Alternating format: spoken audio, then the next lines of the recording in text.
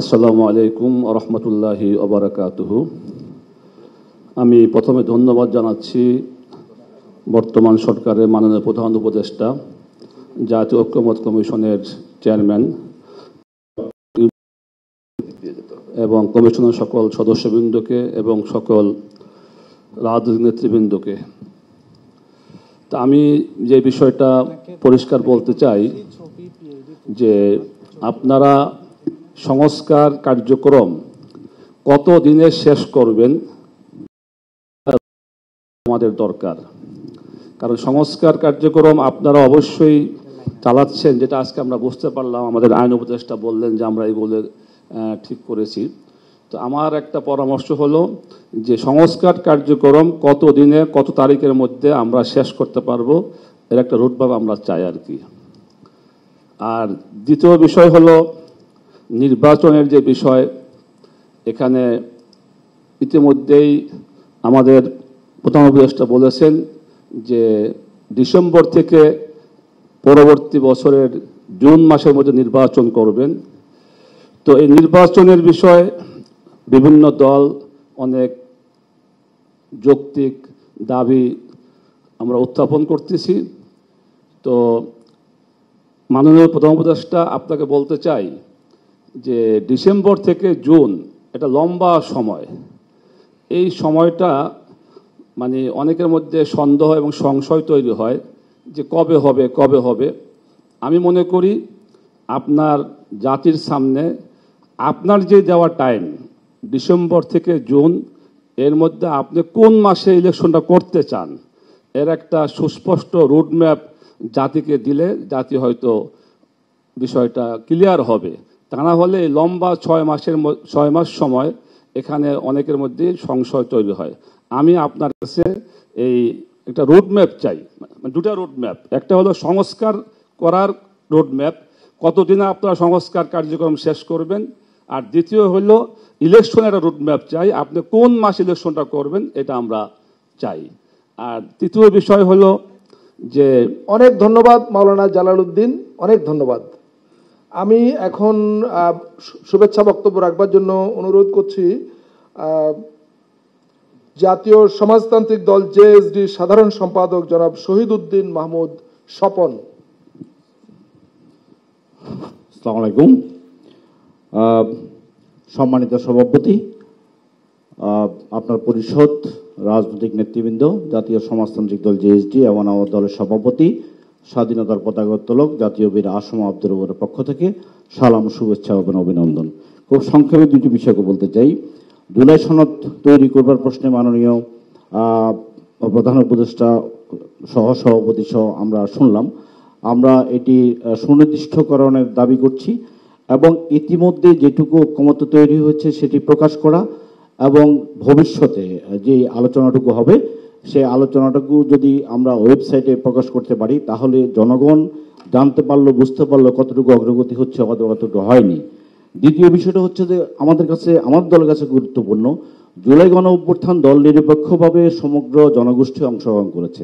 রাজনৈতিক দল, বৈষম্যবিরোধী ছাত্র আন্দোলনের নেতৃত্বে রাজনৈতিক দল, সমাজ শক্তি, নারী, শ্রমজীবী মানুষ থেকে কর্মজীবী, পেশাজীবী, শ্রেণী পেশার মানুষ অংশগ্রহণ করেছে।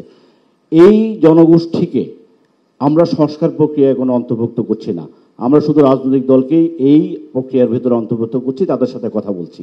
আমার যেই সন্তান যিনি হারিয়েছেন তার বাবার সাথে আমরা কথা বলছি না।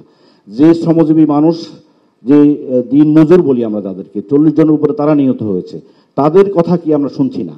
আমি আজকে কমিশনের কাছে প্রস্তাব করব, এই বিশাল জনগোষ্ঠী যারা সরাসরি রাজনৈতিক দলের প্রতিনিধিত্ব করে না অথবা রাজনৈতিক দল অন্তর্ভুক্ত নয়, যারা ফ্যাসিবাদকে তাড়াতে যাদের লাগে, ফ্যাসিবাদের বিরুদ্ধে লড়াই করতে যে মানুষদের লাগে, তাদেরকে পরবর্তী আলোচনায় আমরা অংশীদার রাখি না। ধন্যবাদ। আমি আরেকটা কথা বলে শেষ করি, একটা লাইনে শেষ করছি। সেটি হচ্ছে যে গণ অভ্যুত্থানকারী শক্তিসমূহের সাথে সরকারের যে দূরত্ব, এটি ফ্যাসিবাদের প্রত্যাবর্তনের পথকে সুগম করবে। আজকে অনিশ্চয়তা, অবিশ্বাসের যে জায়গা তৈরি হয়েছে, নির্বাচন, সংস্কার, এসব প্রশ্নে আমি মাননীয় প্রধান উপদেষ্টার আহ্বান জানাতে চাই, আপনি এবং সমস্ত অংশীজনের সম্মিলিত একটি রোডম্যাপ, সকলের মতের কে ধারণ করে একটি সংস্কার এবং নির্বাচনের রোডম্যাপ দিবেন, জাতির সংখ্যামুক্ত হবে, অস্থিরতা দূর অনেক হবে। ধন্যবাদ। আমার মনে হয় বিষয়টা ক্লিয়ার। আপনাদের সবাইকে ধন্যবাদ। ধন্যবাদ। আমি এখন আহ্বান জানাচ্ছি জাতীয়তাবাদী সমমনা জোটের সমন্বয়ক এবং national people's party NPP chairman জনাব ফরিদুজ্জামান ফরহাদকে। বিসমিল্লাহির রহমানির রহিম। জাতীয় ঐক্যমত্য কমিশনের সম্মানিত সভাপতি, আমাদের অত্যন্ত প্রিয় চিফ অ্যাডভাইজার, বাংলাদেশের অত্যন্ত প্রিয়জন ব্যক্তি, নোবেল লরেট, উপস্থিত জাতীয় নেতৃবৃন্দ, ঐক্যমত্য কমিশনের সদস্যবৃন্দ, আসসালামু আলাইকুম। আমি বলতে চাই যে ঐক্যমত্য কমিশনের সাথে আমরা মিটিং করেছি, কিছু কিছু বিষয়ে সমস্ত দল প্রায় একমত হয়েছে, সেই বিষয়টা গেজেট আকারে প্রকাশ করা উচিত। আর যেগুলো হয়নি বা যেগুলো নিয়ে কথা হবে সেগুলো একটু সময় দরকার। আর বর্তমান বাংলাদেশের সবচাইতে একটা বিষয় খুব আলোচিত, সেটা হচ্ছে নির্বাচন। নির্বাচনটা বিরোধী দল বা এখানকার অধিকাংশ দল, প্রায় 54টা দল, আমি গতকাল পত্রিকায় দেখলাম যে তারা 30শে ডিসেম্বর 2025-এ বিতর্ক করতে চায়। আর আপনি বলেছেন 2026-এ জুন থেকে, ডিসেম্বর থেকে জুন। এই বিতর্কটা আপনি একমাত্র লোক যেটা এড়াতে পারেন। কিভাবে এড়াতে পারেন? আমার মনে হয় আপনি যদি আজকেই ডিক্লেয়ার দেন বা সামনে একটা আপনি অ্যানাউন্স করেন যে আমি এই মাসে নির্বাচনের ডেট শিডিউল ঘোষণা করব এবং এই মাসে নির্বাচন হবে। কারণ 30শে জুন থেকে ডিসেম্বর থেকে জুন 180 দিন। অনেকে বিশ্বাস করে, এখন করতে চাচ্ছে যে নির্বাচন নাও হতে পারে। সেটা থেকে এইটা যদি মানুষের কাছে ক্রমান্বয়ে বৃদ্ধি পায়, এটা আমাদের জন্য, দেশের জন্য, জাতির জন্য অত্যন্ত ক্ষতিকর। যার একমাত্র কারণ আমরা যেটা বলছি, মানুষ যেটা বোঝে, আপনি লং টাইম ক্ষমতা থাকতে চান না। অতএব জনগণের কাছে ক্ষমতা হস্তান্তর করার জন্য সুনির্দিষ্ট একটা ডেট দেওয়া দরকার। সেটা 6 মাস পরে দেন, 3 মাস পরে হোক, কিন্তু ডেটটা আগে ঘোষণা করলে। অনেক ধন্যবাদ জনাব ফরিদুজ্জামান ফরহাদ, অনেক ধন্যবাদ। একটা কথা, আর একটা বিষয় হচ্ছে, আমি ন্যাশনাল পিপুলস পার্টির চেয়ারম্যান এবং 11 দলীয় জোট জাতীয়তাবাদী সমমনা জোটের কনভেনার। গত আপনি 20টা দলের মিটিংয়ে ডাকেছেন। আমার জোট এবং আমি প্রথম থেকে 5ই আগস্ট পর্যন্ত রাজপথে আন্দোলন সংগ্রাম করেছি, কিন্তু আমাদের বাদ দেওয়া হয়েছে। এটা কোন ক্রাইটেরিয়াতে বাদ দেওয়া হলো, এটা আমাদের কাছে বোধগম্য নয়। ভবিষ্যতে এই বিষয়টা ধন্যবাদ রাখবেন। ধন্যবাদ ধন্যবাদ। আমি পরবর্তী বক্তাকে আমন্ত্রণ জানানোর আগে একটু বলে রাখি যে যেহেতু আমাদের সময়ের স্বল্পতা আছে, আপনারা কাউকে অ্যাড্রেস করা দরকার নেই, কারণ যারা আছেন তারা আছেন, সবাই দেখতে পাচ্ছে। সরাসরি আপনারা আপনাদের পয়েন্টে যদি আমন্ত্রণ জানাচ্ছি বাংলাদেশের সমাজতান্ত্রিক দল মার্ক্সবাদী, এটা সমন্বয়ক জনাব মাসুদ রানাকে। সবাইকে শুভেচ্ছা জানিয়ে অল্প কয়েকটা কথা বলবো। ফ্যাসিস্ট ব্যবস্থা বিলোপ এবং বৈষম্যহীন বাংলাদেশ, এটাই ছিল গণ অভ্যুত্থানের আকাঙ্ক্ষা। বিচার, সংস্কার এবং নির্বাচন, এটাই আমাদের এই সময়ের মূল চাওয়া। সংস্কার এবং নির্বাচন এটা আমাদের সাংঘর্ষিক কোনো বিষয় না। আমরা সংস্কারের যে বিষয়গুলো এসেছে, একেবারে জুলাই ঘোষণা থেকে শুরু করে পরবর্তী প্রত্যেকটা সময় আমাদের দলের পক্ষ থেকে আমরা সুনির্দিষ্ট প্রস্তাবনা সেগুলো দিয়েছি, এবং আমরা এই সংস্কারের ব্যাপারে আমাদের যে প্রস্তাবনাগুলো এবং সহযোগিতা করা, সেই জায়গাটা আমরা রাখব। কিন্তু আমরা যে জায়গাটা মনে করি সেটা হচ্ছে যে এই সাংঘর্ষিক বিষয়টা যদি করা হয় তাহলে এটা একটা সংকটের জায়গা তৈরি করবে। ফলে এটার একটা সুনির্দিষ্ট রোডম্যাপ সেটা করা সম্ভব, এবং সংস্কার করে আমরা মনে করি যে এই বছরের মধ্যেই আসলে একটা নির্বাচন করা সম্ভব। যেটা বিভাজন তৈরি করে, বন্দর করিডোর, আমরা মনে করি এই বিষয়গুলো থেকে সরকারকে সরে আসা দরকার। সবাইকে ধন্যবাদ। অনেক ধন্যবাদ জনাব মাসুদ রানা। আমি এখন আমন্ত্রণ জানাচ্ছি আম জনতার দলের সভাপতি জনাব মিয়া মশিউজ্জামান। বিসমিল্লাহির রহমানির রহিম। উপস্থিত সুধীবৃন্দ সকলকে আসসালামু আলাইকুম।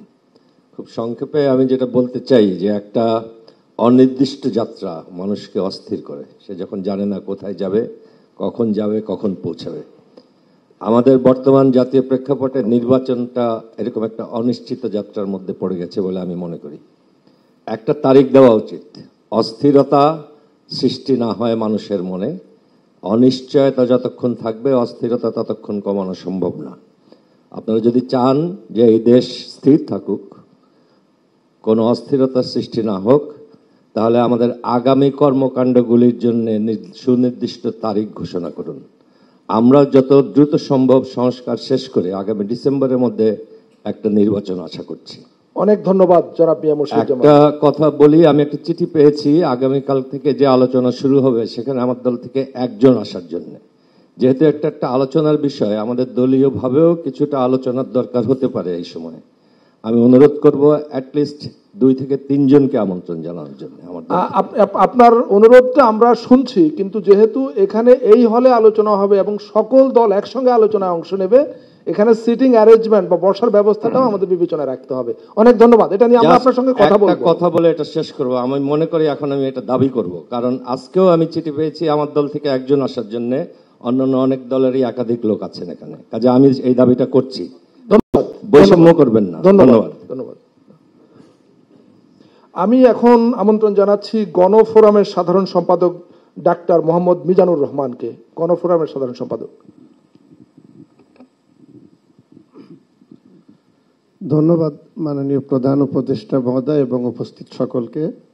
আমাদের প্রিয় নেতা ডক্টর কামাল হোসেন তিনি শুভেচ্ছা জানিয়েছেন, তার সাথে পরামর্শ করেই আমি আজকের এই সভায় উপস্থিত হয়েছি।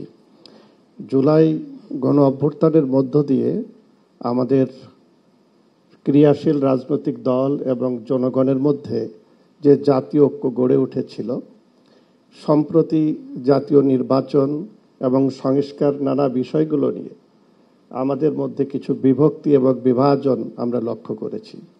বিশেষ করে করিডোর, চট্টগ্রাম বন্দর, সংবিধান, জাতীয় নির্বাচন এগুলো নিয়ে আমি আশা করব যে মাননীয় প্রধান উপদেষ্টা তিনি আমাদের সকলের অভিভাবক এবং আমরা সকল রাজনৈতিক দল এবং রাষ্ট্রের সকল জনগণ আপনার প্রতি আস্থা রেখেছি, আপনি সেই আস্থা আমাদের রাখবেন, এটা আপনার কাছে প্রত্যাশা। সেই সাথে একটি বিষয়, কয়েকদিন আগে আপনার দপ্তর থেকে কিছু রাজনৈতিক দলগুলোর সাথে আলোচনা করা হয়েছিল এবং সেখানে আপনার দপ্তর থেকে বলা হয়েছে দেশের শীর্ষস্থানীয় রাজনৈতিক দলগুলোর সঙ্গে, কিন্তু দুঃখজনক হলেও সত্য, গণফোরাম সেই শীর্ষস্থানীয় রাজনৈতিক দলগুলোর মধ্যে না।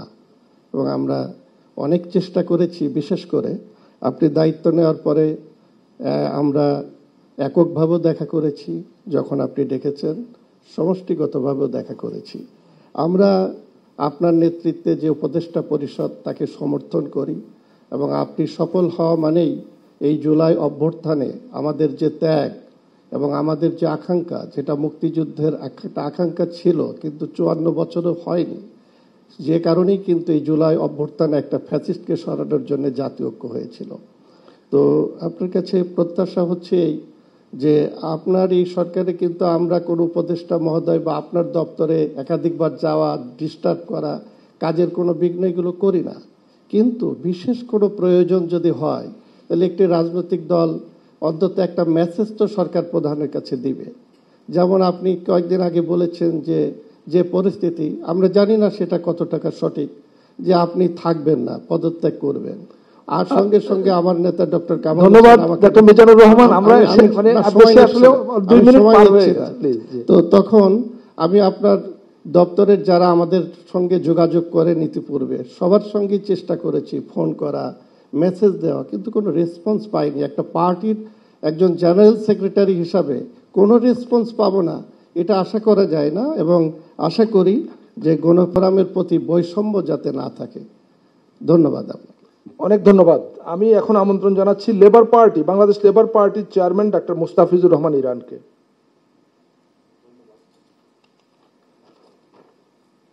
কাজ করছে না?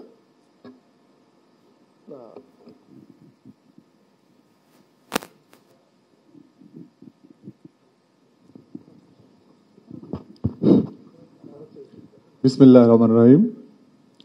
সম্মানিত সভাপতি, বিভিন্ন রাজনৈতিক দলের প্রতিনিধিবৃন্দ, আসসালামু আলাইকুম ওয়া রাহমাতুল্লাহি ওয়া বারাকাতুহু।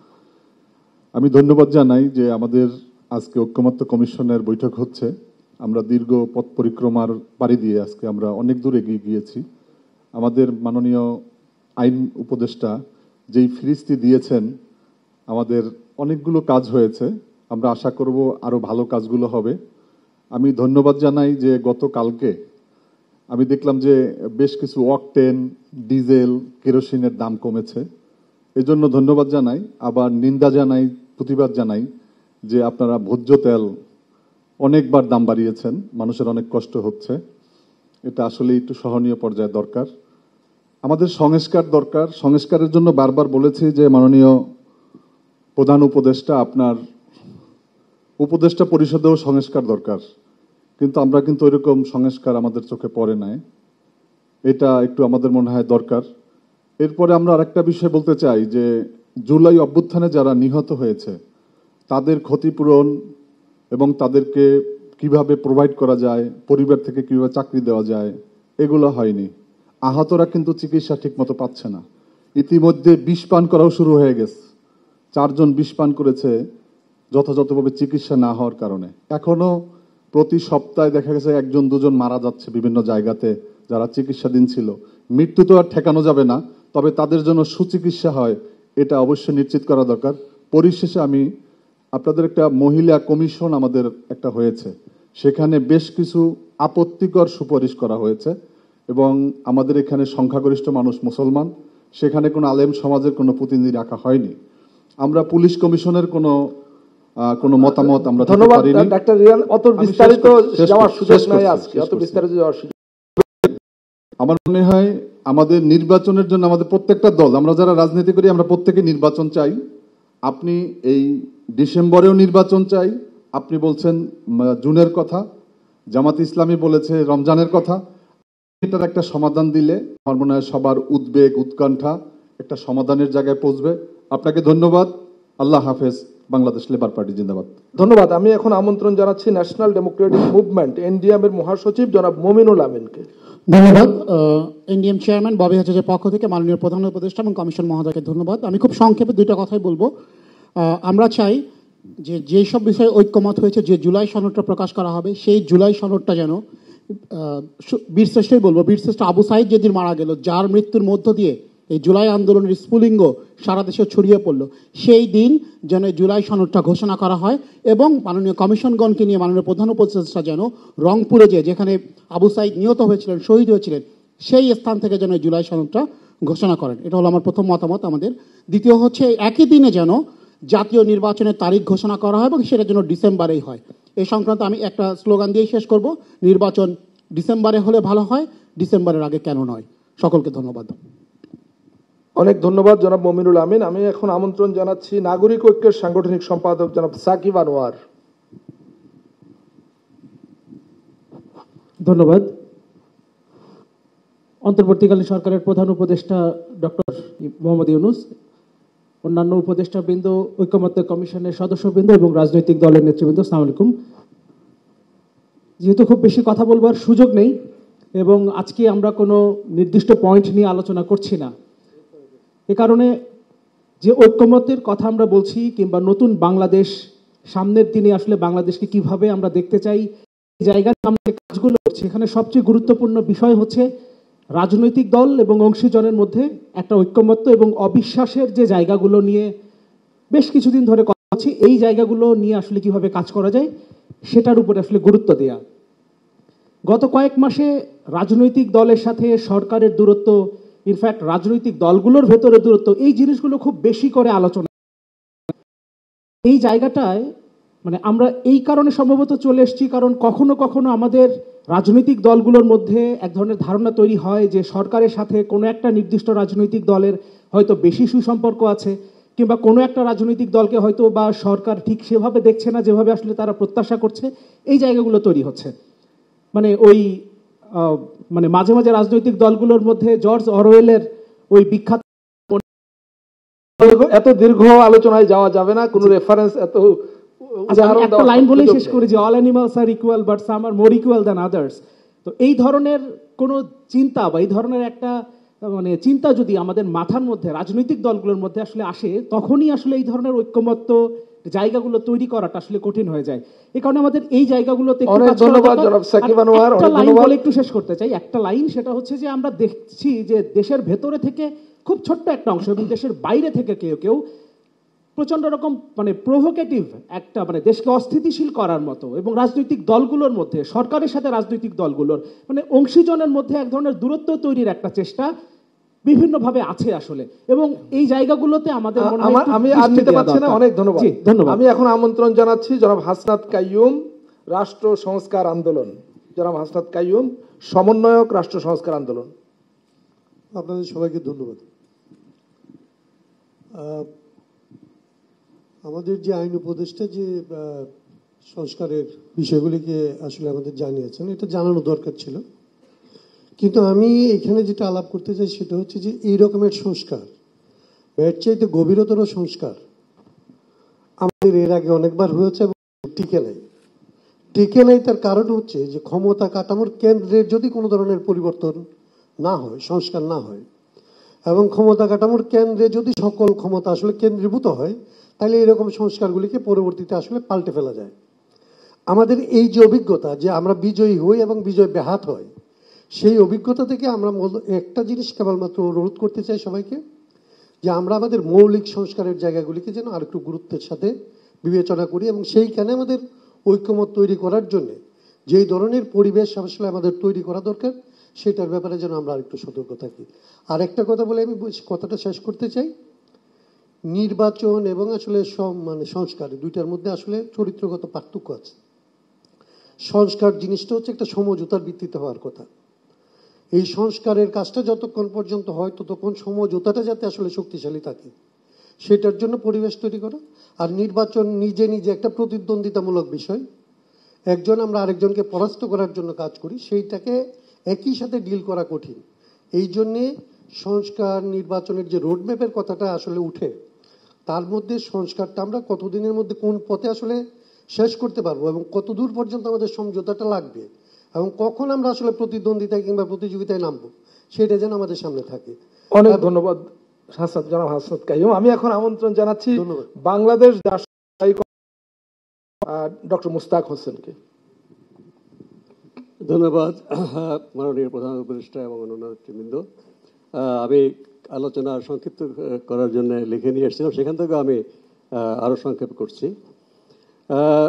সংস্কারের পরিবেশ যদি আমাদেরকে মসৃণ করতে হয়, আমরা মনে করি নির্বাচনের সুনির্দিষ্ট তারিখ সম্ভব হলে ডিসেম্বরের আগেই মব সন্ত্রাসকে কার্যকরভাবে মোকাবেলা, উপদেষ্টা পরিষদের নিরপেক্ষতা, প্রশাসন এবং আইনশৃঙ্খলা কর্তৃপক্ষ, বিশেষ করে মাঠ পর্যায়ের প্রশাসন আইনশৃঙ্খলা কর্তৃপক্ষের নিরপেক্ষতা নিশ্চিত করা, বৈদেশিক সম্পর্কে ঝুঁকিপূর্ণ নতুন কার্যক্রম এড়িয়ে চলা, তাহলে আরও গতি পাবে এবং ফলপ্রসূ হবে। যে 11টি বিষয়ে সংস্কার প্রতিবেদন প্রকাশিত হয়েছে তার অনেকগুলো খুবই আশাব্যঞ্জক ও পরিবর্তনের সম্ভাবনাপূর্ণ। আবার বেশ কিছু বিষয়ে মতভিন্নতা রয়েছে। ঐক্যমতের বিষয়গুলো চিহ্নিত করে তা বাস্তবায়নের জন্য কাজ শুরু করা দরকার। সেই সাথে মতভিন্নতার জায়গাগুলোকে চিহ্নিত করে তার সমাধানের জন্য পথ খোলা রাখতে হবে। সংস্কার বাস্তবায়ন ও সংস্কার আলোচনার জন্য প্রয়োজনীয় কাঠামো তৈরি করতে হবে, যা আগামী জাতীয় সংসদের মাধ্যমে চলমান থাকবে। আমি লিখিত বক্তব্য আপনাদের দিয়ে যাব। ধন্যবাদ। অনেক ধন্যবাদ ডক্টর মুস্তাক হোসেন। আমি এখন আমন্ত্রণ জানাচ্ছি গণ অধিকার পরিষদের সভাপতি জনাব নূর। বিসমিল্লাহির রহমানির রহিম। যে সমস্ত বিষয়গুলো ইতিমধ্যেই আমাদের ঐক্যমতে পৌঁছেছে সংস্কার কমিশন রাজনৈতিক দলগুলোর সাথে, আমার মনে হয় যে আগামীকালকের মিটিং করলে ভালো, বাট এটা না করলেও হতো। কারণ হচ্ছে কিন্তু বৈঠক হয়েছে, এখন সংস্কার প্রস্তাবগুলো যত দ্রুত বাস্তবায়ন করা যায় সেই দিকে ঐক্যমত্য কমিশনে হাঁটার দরকার।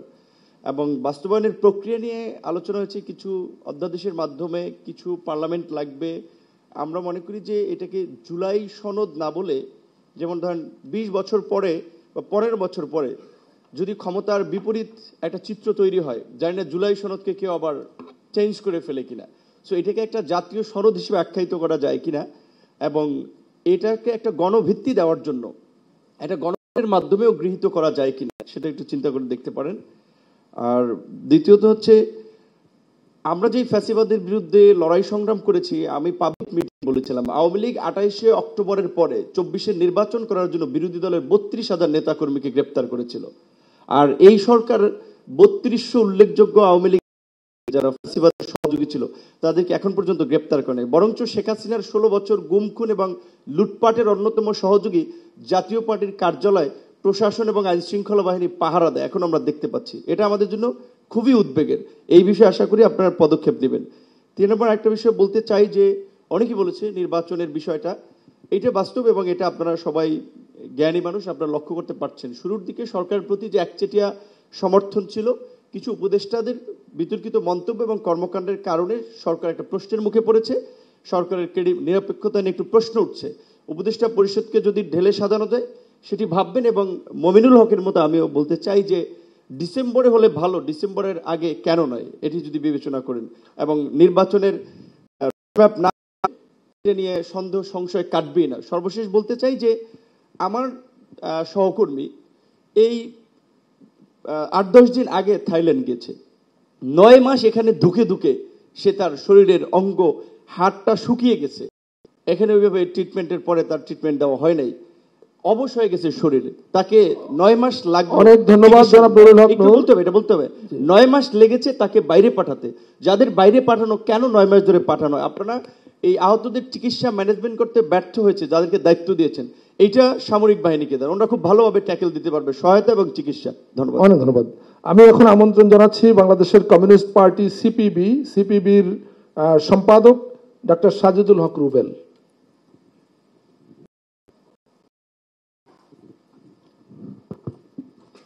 মাননীয় উপদেষ্টা এবং উপস্থিত সুধীবৃন্দ, সবাইকে শুভেচ্ছা।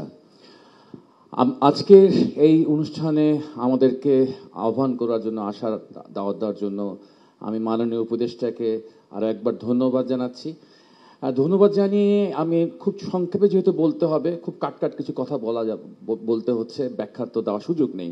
প্রথমে একটি বিষয় একটু জাতির কাছে ক্লিয়ার করতে হবে। আপনি জাতিকে বলছেন যে জুনে নির্বাচন হলে বড় সংস্কার হবে, ডিসেম্বর হলে ছোট হবে। এই ছোট এবং বড়কে যে একটা সংজ্ঞাটা মানুষ কিন্তু বোঝে না, মানুষ কনফিউশনে ভোগে, 1 নম্বর বিষয়। 2 নম্বর বিষয়, যদি জাতীয় ঐক্যমত্য করতে হয়, সংস্কার জাতীয় ঐক্যমত্য ছাড়া করা সম্ভব নয়। ফলে আমাদেরকে এমনভাবেই বার্তাগুলো বলতে হবে, শুধু মাননীয় উপদেষ্টা না, তার উপদেষ্টা পরিষদে যে সদস্য রয়েছেন তাদেরকে মিডিয়াতে বলেন, সামাজিক মাধ্যমে বলেন, এমনভাবেই কথাবার্তাগুলো বলা দরকার, সচেতন থাকা দরকার, যাতে জাতীয় ঐক্য কোনোভাবে বিনষ্ট না হয়, শান্তি এবং স্থিতি যাতে বিনষ্ট না হয়। এবং আমরা আমাদের কাজের এখতিয়ারের ক্ষেত্রে বা আপনাদের কাজের এখতিয়ারের বিচার, এটা সবচেয়ে গুরুত্বপূর্ণ বিষয়।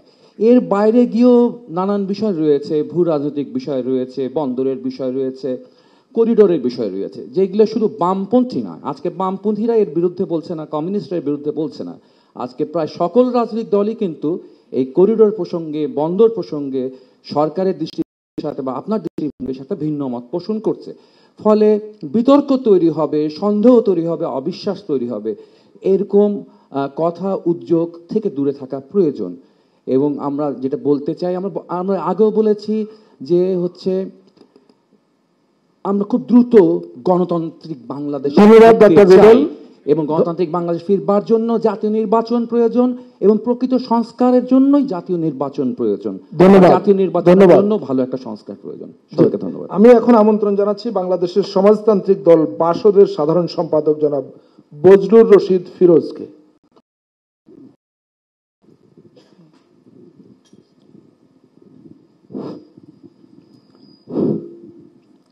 মাননীয় প্রধান উপদেষ্টা, জাতীয় ঐক্যমত্য কমিশনের সভাপতি, ঐক্যমত্য কমিশনের সদস্যবৃন্দ, উপদেষ্টা পরিষদের সদস্যবৃন্দ, রাজনৈতিক দলের নেতৃবৃন্দ, সবাইকে সালাম এবং শুভেচ্ছা জানাচ্ছি।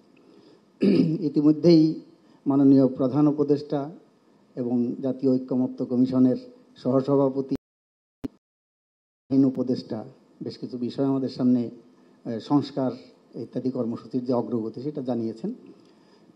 একটা জিনিস তো পরিষ্কার, গণ অভ্যুত্থানের মধ্য দিয়ে আমাদের আকাঙ্ক্ষা যে রাষ্ট্রের কিছু সংস্কার করতে হবে এবং একটা নির্বাচনের মধ্য দিয়ে নির্বাচিত যে জনপ্রতিনিধি তাদের কাছে ক্ষমতা হস্তান্তর করতে হবে।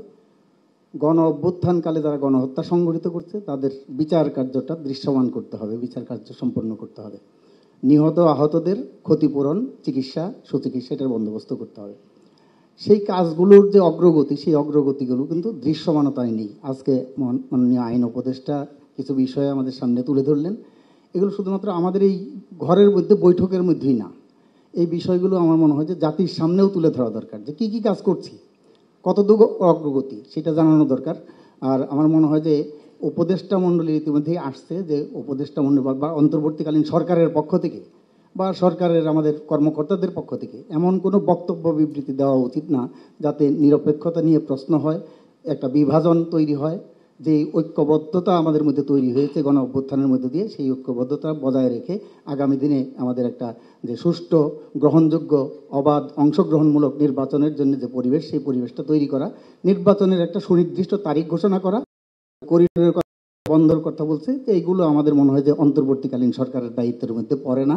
সেই বিষয়গুলো নিয়ে আলোচনার কোনো বিষয় নেই। এগুলো নিয়ে আলোচনা করলে বিতর্ক বাড়বে, বিভাজন বাড়বে। কাজে সেই বিষয়গুলো থেকে দূরে থাকা দরকার। আমি মনে করি যে আগামী দিনে আমরা অগ্রসর হতে পারবো।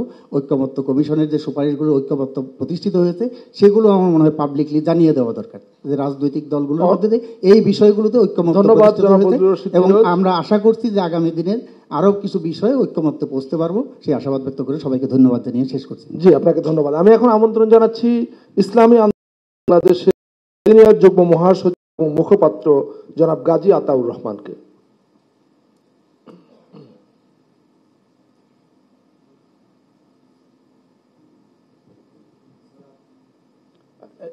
মাইক্রোফোন কাজ করছে কিনা একটু দেখেন।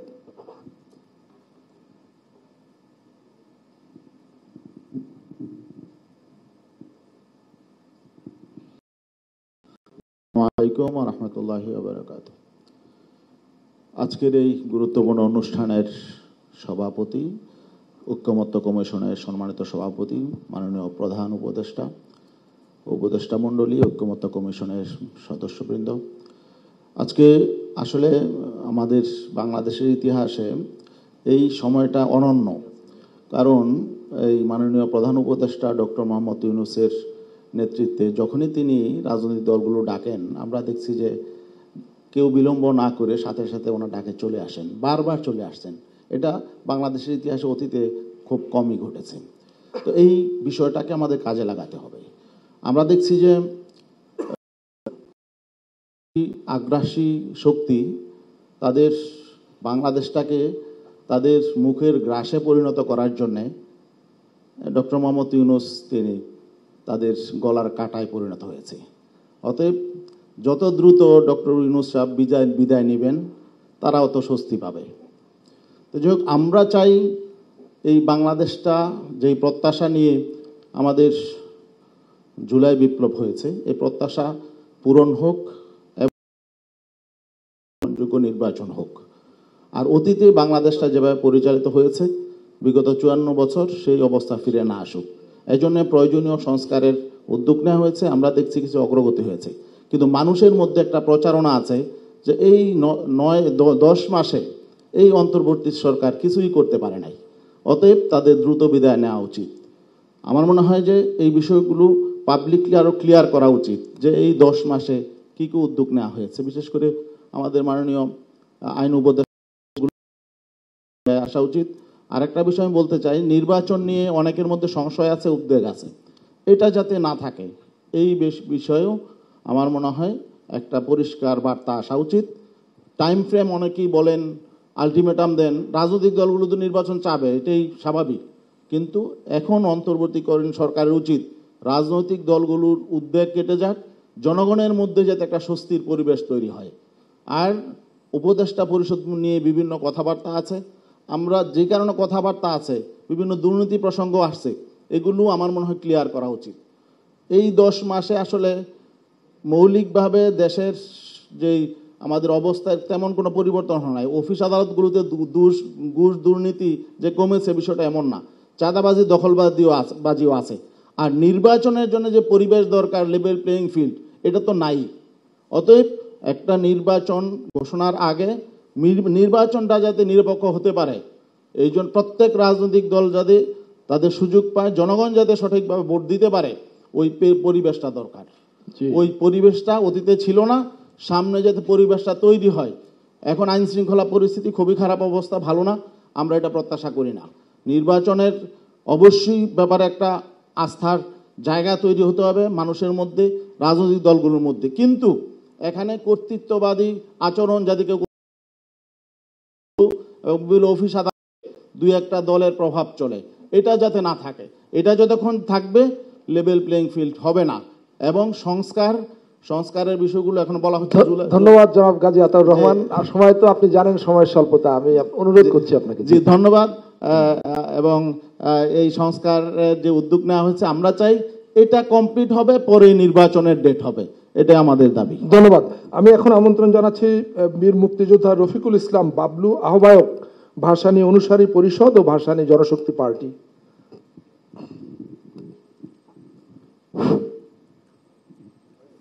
বিসমিল্লাহির রহমানির রহিম। আমি সর্বপ্রথমেই জাতীয় ঐক্যমত্য কমিশনের চেয়ারম্যান, ভাইস চেয়ারম্যান সহ সংস্কার কমিশনের সদস্যবৃন্দ, উপস্থিত উপদেষ্টাবৃন্দ, সবাইকে আমাদের দলের পক্ষ থেকে শুভেচ্ছা জানাচ্ছি, অভিনন্দন জানাচ্ছি। সংস্কারের কাজ এগিয়ে যাচ্ছে, এটা যেমন একটি আনন্দের বিষয়। আমরা গিয়েছিলাম, আমরা অনেক বিষয়ে একমত হয়েছি, সামান্য কয়েকটা বিষয়ে দ্বিমত পোষণ করছি, সেটাও আবার ঠিক করে জমা দিয়ে দিয়েছি। হয়তো খুব শীঘ্রই আমাদের দলের প্রতিনিধি যাবে, গিয়ে আলোচনা করবে। আমরা খুব শীঘ্রই আলোচনা করে, সবার সঙ্গে আলোচনা করে সংস্কারের কাজটি অতি দ্রুত শেষ করা উচিত। পাশাপাশি আমরা গণতন্ত্র মঞ্চ 6 দলীয় জোট আমরা বলেছি বিচার এবং সংস্কার ও নির্বাচনের একটি পথনকশা আমরা আহ্বান করেছি আপনাদের কাছে। আমরা সেটা জনতার সামনেও পেশ করেছি। কাজেই আপনারা যত দ্রুত সম্ভব, বিচার দৃশ্যমান হচ্ছে, এই গতকালকেই আমরা প্রথম দেখলাম, এটা একটি আনন্দের বিষয়। যত দ্রুত সম্ভব বিচারের কাজ সমাধান করা এবং সংস্কারের কাজ অতি দ্রুত শেষ করা। নির্বাচন আমরা 30শে ডিসেম্বরের মধ্যেই চাই। এই নির্বাচন নিয়ে জনমনে এবং রাজনৈতিক দলগুলোর মধ্যে আপনার সঙ্গে যে দূরত্ব সৃষ্টি হয়েছে, আপনাদের সঙ্গে সেই দূরত্বটা কমানোর জন্য আপনারই দায়িত্ব। রাজনৈতিক দলগুলোর সঙ্গে সলা পরামর্শ করে আপনি একটি সুনির্দিষ্ট ডেট দেন, সেই ডেট মোতাবেক একটি সুষ্ঠু নির্বাচন কমিশন তার দায়িত্ব পালন করবে। এইটাই জাতির কাছে। ধন্যবাদ জনাব রফিকুল ইসলাম। আমাকে আরেকটু সময় দিতে হবে। আমি এই পরিপ্রেক্ষিতে আপনাকে অনুরোধ করব, প্রশাসন, পুলিশ এবং সেনাবাহিনী সবার সঙ্গে আলোচনা করে দূরত্ব কমিয়ে সংস্কারের কাজ এবং বিচারের কাজ, একটি জাতীয় সুষ্ঠু নির্বাচন জাতিকে উপহার দিবেন আপনার তরফ থেকে, এটাই জাতি আশা করে। আরেকটি বিষয় আমি এখানে বলবো, আমরা গত 14 বছর 16 বছর লড়াই সংগ্রাম করেছি একটি অপশাসনের বিরুদ্ধে। সেই অপশাসনের বিরুদ্ধে লড়াই করতে গিয়ে আমরা গ্রেপ্তার হয়েছি, আমি নিজে গ্রেপ্তার হয়েছি। এই বৈষম্যের কথা বলতে দিতে হবে, কথা বলতে দেন। বৈষম্যের সৃষ্টি করেন, আপনার বিরুদ্ধেই কমপ্লেনটা করব, আপনি অপেক্ষা করেন। বিশেষ সহকারী মুনির হায়দার, আমি প্রথম দিন থেকে দেখতেছি তার মধ্যে দারুণভাবে স্বজনপ্রীতি এবং বৈষম্যের চিন্তা ভাবনা ওনার ভিতর বেশি। উনি সবসময় বৈষম্য করে এবং স্বজনপ্রীতি করে। এই ধরনের লোক আপনার দপ্তরে আছে, আমি আপনাকে বলে যাচ্ছি, এগুলো আপনার দেখা উচিত, নজর দেওয়া উচিত। আমি ধন্যবাদ। এবং আমি শেষ পর্যন্ত আইন উপদেষ্টাকে ধন্যবাদ জানাবো যে উনি সংস্কার কমিশন কাজ শেষ করেছেন। আজকে বিচারকরা যাতে কোমর সোজা করে জাতির সামনে তাদের বিচারের রায়টা দিতে পারে, সেই ব্যবস্থাটার দিকে আরো লক্ষ্য রাখতে হবে, এটা আইন উপদেষ্টার কাছে আমার অনুরোধ। ধন্যবাদ। জনাব রফিকুল ইসলাম বাবলু, আমি এখন আমন্ত্রণ জানাচ্ছি লিবারেল ডেমোক্রেটিক পার্টির প্রেসিডিয়াম সদস্য অবসরপ্রাপ্ত লেফটেন্যান্ট জেনারেল জনাব হাসান সারওয়ার্দী।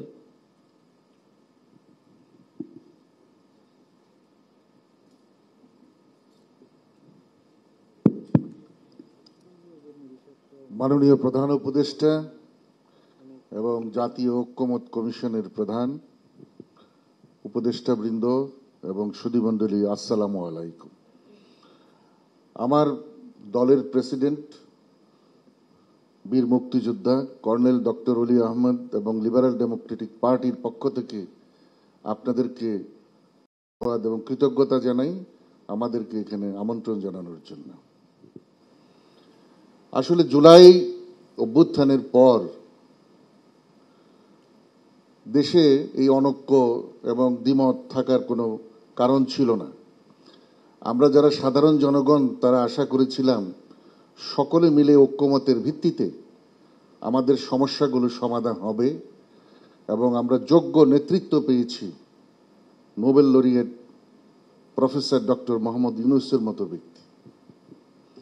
অতীব দুঃখের বিষয়, মনে হয় কিছু ষড়যন্ত্রকারী দেশ এবং বিদেশ থেকে অত্যন্ত সুকৌশলে আমাদের দলগুলোর মধ্যে এবং বিভিন্ন সংস্থার মধ্যে এটা অনৈক্যের সৃষ্টি করে দিয়ে যাচ্ছে এবং এই কৌশল তারা এমনভাবে করেছে আমাদের মিডিয়াগুলো ব্যবহার হচ্ছে এতে। এমনকি আমার প্রাণপ্রিয় সংগঠন জাতীয় ঐক্যের প্রতীক বাংলাদেশ সশস্ত্র বাহিনী এবং সরকারের মধ্যে জন্য তারা চেষ্টা করে গেছে, আশা করি সেটা সফল হয় নাই। তো এই যে ষড়যন্ত্র, এটাই আমাদের বর্তমান সমস্যা।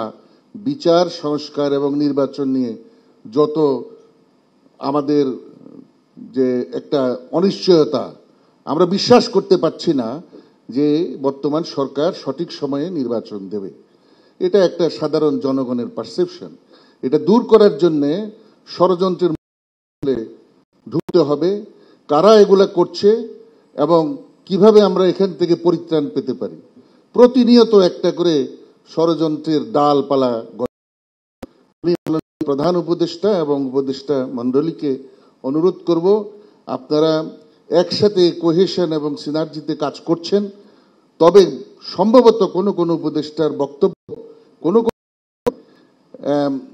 একই সাথে অন্যের কথার অমিল হয়ে যাচ্ছে, যেটা আমরাও মাঝে মাঝে খুব বেশি আসলে আমাদের কাছে খারাপ লাগে যে বক্তব্যগুলো একরকমই হওয়া উচিত নির্বাচন নিয়ে, সংস্কার নিয়ে, বিচার নিয়ে। যাই হোক, আজকে আমরা জানতে পারলাম অনেকগুলো সংস্কারের কার্যক্রম মাননীয় আইন উপদেষ্টা উনি বললেন অলরেডি হয়ে গেছে, কিছু হচ্ছে এবং আশা করব বাকি সংস্কারগুলো যেগুলি করার মতো আছে সেগুলি দ্রুত করা যেতে পারে, যেগুলোর দীর্ঘ সময় লাগবে সেগুলো পরবর্তী নির্বাচিত সরকারের জন্য ঐক্যমতের ভিত্তিতে রেখে দেওয়া যেতে পারে। জি, ধন্যবাদ জনাব হাসান সারওয়ার্দী। তবে নির্বাচনের সঠিক তারিখ, একটা রোডম্যাপ, যে একটা কনফিউশন সৃষ্টি হয়েছে সেটা থেকে যাবে। আশা করি আমার বক্তব্যটাকে আপনারা পজিটিভলি নেবেন। ধন্যবাদ। অনেক ধন্যবাদ জনাব হাসান সারওয়ার্দী। আমি এখন আমন্ত্রণ জানাচ্ছি আমার বাংলাদেশ পার্টি এবি পার্টির সাধারণ সম্পাদক ব্যারিস্টার আসাদুজ্জামান ফুয়াদকে। ধন্যবাদ। প্রথম কথা হচ্ছে যে গত ডিসেম্বরে যখন ঐক্যমত কমিশনের করবেন বলে মাননীয় প্রধান উপদেষ্টা ঘোষণা দিয়েছেন, বাহিরের যে অভিজ্ঞতা দেখেছি সেটা হচ্ছে statement of intent is followed by a structure and principle. এই জিনিসটা সম্ভবত কমিশন আন্তরিকভাবে কাজ করলেও এটা শুরু থেকে দেওয়া হয়নি। আমার মনে হয় যে কমিশন সদস্যরা বিবেচনা করবেন যে এখন থেকে আপনারা একটা কাঠামো প্রস্তাব করেন লিখিতভাবে, যে কি কাজ করছে, কিভাবে করবে, প্রসেস, এটার এখতিয়ার, এটার ডেডলাইন, এটা করে দিলে যেটা হবে যে এইটাকে ফলো আপ করাটা এবং এটা জবাবদিহিতার মধ্যে আনাটা সহজ হবে। দ্বিতীয়ত হচ্ছে যে মাননীয় আইন উপদেষ্টা ওনার ডিপার্টমেন্টের যে পারফরমেন্সের ব্যাপারে একটা রিপোর্ট দিয়েছেন। আমার মনে হয় যে এই ধরনের সংস্কারের রিপোর্ট কে কোন ডিপার্টমেন্ট আসলে কতটুকু করেছে, আপনাদের 10 মাসের একটা আমল নামার একটা খতিয়ান আপনাদের পক্ষ থেকে আসা উচিত। বাট এখনো মনে হয় সুযোগ আছে যে 10 মাসে আসলে আপনারা কি করেছেন, এবং আপনাদেরকেও তো আপনাদেরকে একটা অ্যাপ্রাইজাল করা দরকার যে আসলে প্রত্যাশার কোন জায়গাতে এসে আপনারা ফেল করেছেন এবং কতটা অ্যাচিভ করেছেন।